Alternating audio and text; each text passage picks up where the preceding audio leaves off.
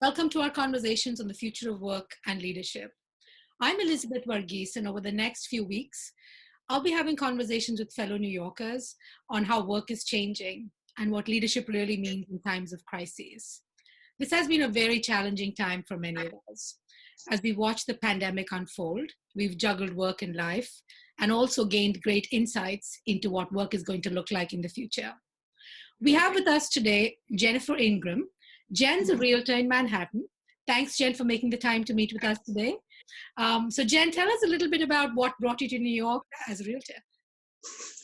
I grew up on Long Island, about an hour outside of the city. And when I was little, my mother used to bring my sister and I into the city all the time to go shopping and see the shows, go to the Statue of Liberty. And I was hooked at a very young age.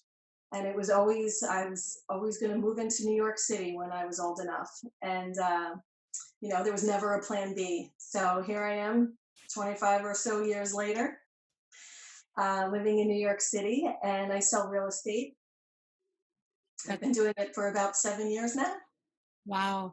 What's the favorite part of your job? You get to see all these fabulous homes and meet all these people.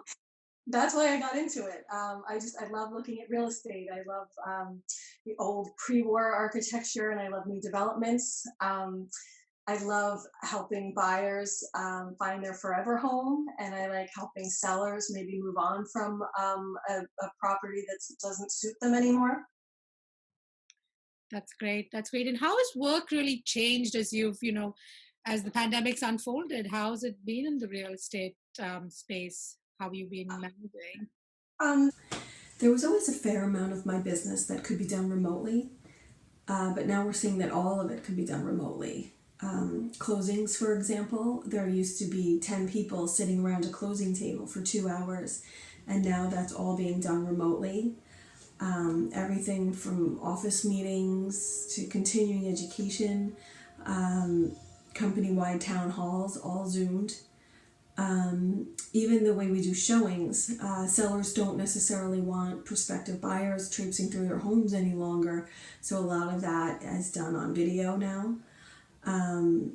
Even the need probably for less office space in general. A few years ago, our offices were remodeled and they took down a lot of the walls in the private offices to make big open spaces to encourage people to be more collaborative. But I wonder if they're going to want that going forward.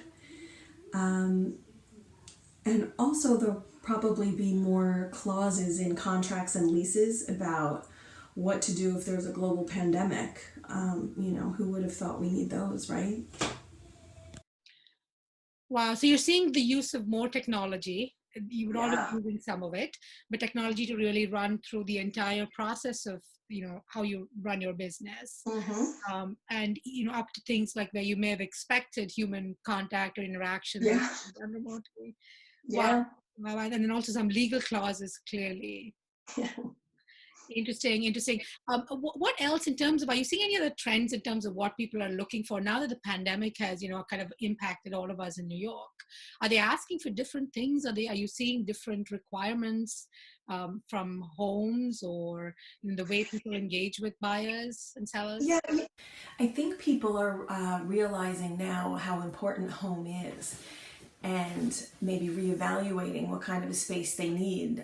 Do they need a bigger place? Do they need a smaller one? Do they want to move out to the suburbs, get a house with a backyard, have some space to breathe if, God forbid, this happens again? Jen, what do you think are the skills and capabilities required in times like these? Or adaptability, Right. to be able to adapt and be flexible. And I think you got to have a little grit, a little fire in the belly, and a little passion and perseverance to get through this, come out on the other end. Right. So adaptability, resilience, grit, just that will to kind of overcome and move on, move upward. That's perfect. What else do you think, as you've been working through this crisis with your teams, I know you've kids as I do. What are you telling people about what's important to hold on to? I think it's important for everyone to remember that everyone is struggling right now in some way. So maybe just be a little kinder than necessary, a little more patient, check in on people, make sure they're okay. Everyone has their own issues, whether, they're sick, their family member's sick, or they've been laid off or furloughed. They're wondering how they're going to pay the bills. Parents working from home and their children are homeschooling. So just be nice. Being kind, putting yourself in the other person's shoes, Yeah. being empathetic is key. That is wonderful. And any closing remarks from a New Yorker, who's kind of been living through this pandemic and these unexpected twists and turns? Anything in closing? I've heard that New Yorkers have a short memory for bad events. We've lived through 9/11, the economic recession in 2008, Hurricane Sandy. Now, you see the hashtags all the time on Instagram, New York strong, and we are, and we will come out the other side and it'll all be okay. I love that. Thank you so much, Jen. That was really inspiring, and Yeah. you are. Take care. Thank you, Elizabeth.